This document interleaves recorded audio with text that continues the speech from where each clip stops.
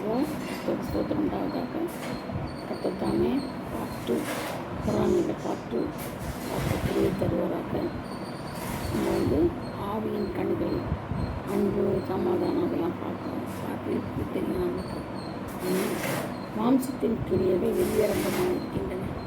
அது யாவன: விபச்சாரம், வேசித்தனம், அசுத்தம், காமவிகாரம், விக்கிராராதனை, பில்லி, பகைகள், விரோதங்கள், வைராக்கியங்கள், கோபங்கள், சண்டைகள், பிரிவினைவாதங்கள், பொறாமைகள், கொலைகள், நெறிகள், களியாட்டுகள் முதலானவர்கள். இதெல்லாம் மாம்சத்தின் கிளிகளில் தான் அந்த பொறாமை, பகை, விரோதம் வருது. இப்போ பாருங்கள், அப்போ மாம்சத்தில் தான் வருது அப்படின்னா மாம்சம்னா என்ன? நம்முடைய நம்மகிட்ட ரெண்டு இருக்குது. மாம்சம் இருக்குது, ஆவியோடு இருக்குது. இல்லையா? ஆவியில் கிரியை செய்கிறது கர்த்தருடைய காரியங்கள் எல்லாம் ஆவியில் சிந்தனை செய்வோம், ஆவியில் நம்ம நடக்கும், அபிஷேகத்தை நம்ம பெற்றுக்கொள்வோம். ஆனால் மாம்சன்றது நம்மளோட ஜென்ம சுபாவம். மாம்சத்தில் தான் கோபம், சண்டை, முயற்சிகள் நமக்கெல்லாம் உண்டாகிறது எல்லாமே கெட்ட செய்கைகள் உருவாகிறது எல்லாமே மாம்சத்தை சிந்தனைகளை நம்ம ஆவியின் சிந்தனையினால் அடக்கணும், பிரித்து போடணும். ஆவியின் சிந்தனை தான் இருக்கணும். மாம்ச சிந்தனை நமக்கு வரவே கூடாது. அதில் தான் இந்த பொறாமை, பகை, விரோதம்லாம் உருவாகும். அன்பு இருந்தால், இந்த அன்பின் கனி இருந்தால் நம்மளுக்கு அந்த மாம்ச சிந்தை வராது. அன்பின் கனி இல்லைனால்தான் அந்த மாம்ச சிந்தை வருது. மாம்சத்துக்கு விரோதம் ஆவியும், ஆவிக்கு விரோதம் மாம்சம் என்ன செய்யுது? இச்சிக்கிறது. ரெண்டுமே மாற்றி நம்மளை அலக்கழிக்கும். அப்போது எனக்கு மாம்சம் தான் ஜெயிக்குது. ஏன்னா அதுதான் பொறாமையெல்லாம் இருக்குது. கண்ணுக்கு கவர்ச்சியாக்கிறது இதில் இருக்குது, பொறாமை தான். அதுதான் அவர் மாம்சத்தில் கூட அந்த மாம்சம் தான் ஜெயிக்குது. ஆனால் மாம்சத்தை ஜெயிக்கக்கூடாது அப்படின்னு மாம்சத்தில் சிலுவையில் அறையணும்.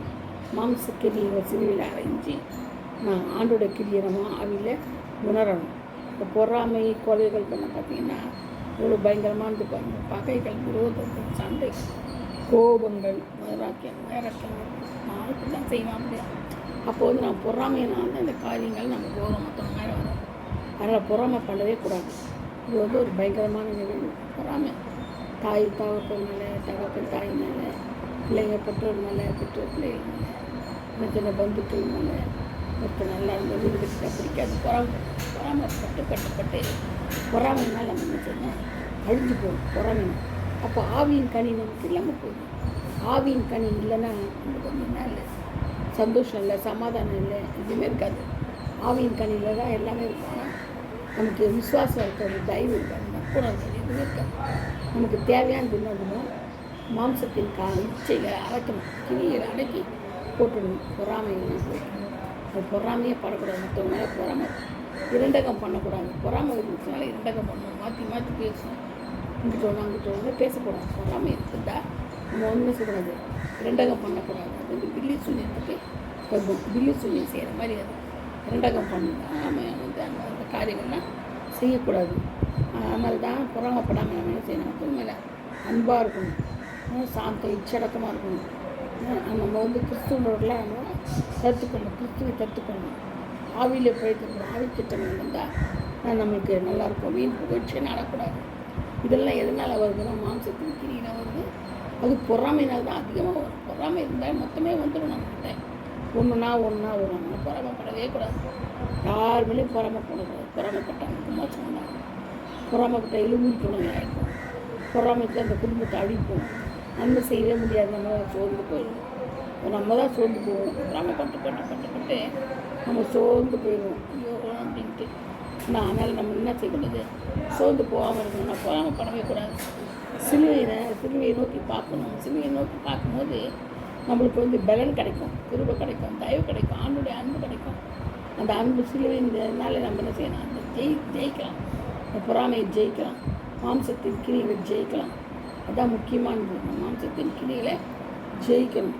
அதுதான் அது வஞ்சிக்குது. பொறாமை வஞ்சிக்கிற ஆவியாது இல்லையா? வஞ்சிக்குது. ஒரு பாரத்தை ஒரு சொல்லாதபடி வஞ்சிச்சு நம்ம என்ன பண்ணுது? இப்போ கெடுத்து போடுது. பொறாமை வச்சாலும் எதுவுமே கெட்டு போயிடும். சமாதானம் போயிடும், குடும்ப வாழ்க்கை போயிடும், சந்தோஷம் போயிடும், சுய கௌரவம் போயிடும், எல்லாமே போயிடும். நம்ம சொல்கிறதுக்கே இல்லை. அந்த அளவுக்கு பகை உருவாகும். அதனால் நம்ம என்ன செய்யணும்னா பொறாமையை விட்டுட்டு, பகை விரோதத்தை விட்டுட்டு விசுவாசத்தில் கர்த்தருக்குரியவர்களாய், தேவனுக்கு பிரியமுள்ளவர்களாய் நம்ம என்ன செய்யணும், நடக்கணும். தேவனுக்கு ஏற்ற வழியில் நம்ம நடக்கும்போது அந்த அதுக்குரிய ஆசீர்வாதம் நமக்கு கிடைக்கும். அதனால் விசுவாசத்தினால் நம்ம என்ன செய்யணும், பிழைக்கணும். விசுவாசத்தினால் பிழைக்கணும். பொறாமையை விட்டுட்டு, பொறாமை தான் எல்லாத்துக்கும் காரணம். நகை விட்டு வாங்கினா பொறாமை, நகை வாங்கினா பொறாமை, அந்த வீடே பொறாமைன்னு சொல்லிட்டு பொறாமை ரொம்ப அதிகமாக வச்சுருக்கீங்க. அந்த வீட்டுக்கு போய் சூழ்நிலை வச்சுட்டு வந்துடும். இந்த காரிகிட்ட போய்ட்டு சூழ்நிலை வச்சுட்டு வந்தோம் அப்படின்னு எதனால் வருதுன்னா பொறாமை தான். பொறாமை இருந்துச்சுனாலே மற்றவர்களை குறித்து நமக்கு வந்து எரிச்சல் உண்டாகும். எரிச்சல் போகும் அவங்க மேலே எரிச்சல் உண்டாகும். நல்லா இருக்காங்களேன்னு எரிச்சல் உண்டாகும். அப்போ எரிச்சல் அவங்க பொறாமை அதிகமாகி அவங்க மேலே காயமக்காரங்க கெட்டது செய்வாங்களுக்கு நல்லது செய்யணும். நல்லதே நினைக்க மாட்டோம். பொறாமை இருக்கிறது நல்லது வரும், நல்லதே வராது. கோபம், எரிச்சல், சண்டை தான் வரும். சண்டை ஊருக்கு வெறி வரும். பயங்கரமாக என்ன பண்ணுறோம், அவனை குத்தி கொலை பண்ணி போட்டோம். அந்த வெறி தான் நம்மளுக்கு ஒரு வழியாக அவன் மேலே அன்பு செலுத்த ஒன்றும் பண்ண முடியாது. அதனால் பொறாமையை மட்டும் வளர விடவே கூடாது. அது சின்ன முளையிலேயே நறுக்கி எடுத்தணும். அது எப்படி நறுக்க முடியும், பொறாமையை எப்படி எடுக்க முடியும்? தேவனுடைய அன்பினால், அன்பினால் தான் நம்ம பொறாமையிலேருந்து விடுதலையாக முடியும். அன்பினால் செய்கிறது விசுவாசம். அன்பினால் கிரியை செய்கிற விசுவாசமே உதவும். அதுக்கு நம்மளுக்கு உதவுறது அன்பினால் கிரியை செய்கிற விசுவாசம். விசுவாசிக்கணும். ஆண்டவர் விசுவாசித்து, அது போதனை விசுவாசித்து, ஆண்டவர் நம்பிக்கை வச்சு சொல்லணும். அது இருக்கும்போது அந்த விசுவாசத்தினால அன்புனால என்ன செய்யும், நம்ம கர்த்தர் மேலே பற்றத்தில் இருக்கும்போது எல்லா நல்ல காரியங்கள் நடக்கும் இல்லையா? அதனால தான் நம்ம கலக்கிறவர்கள் அந்த தறி கொண்டு போனால் நலமாக இருக்கும். அந்த அளவுக்கு பயங்கரமாக இருக்கும். பாருங்கள், நம்ம கலக்கிறவங்க நம்ம தறி கொண்டு போகணும்னு நினைப்போம். அன்பினால் ஒருவருக்கு ஒரு ஊழியம் செய்யணும். அன்பு இருந்தால் நமக்கு என்ன இருக்காது, பொறாமை இருக்காது, பகை இருக்காது, விரோதம் இருக்காது, சண்டை இருக்காது. ஆவி கனிகள் தான் இருக்கும் வழியா, மாம்சத்தின் கனிகளை கிரியை செய்யாது. அன்பு ரொம்ப முக்கியம். தேவனுடைய அன்புனால நம்ம செய்யலாம். சகலத்தை ஜெயிக்கணும். நன்மை செய்கிறத சோர்ந்து போகாத இருக்கலாம்.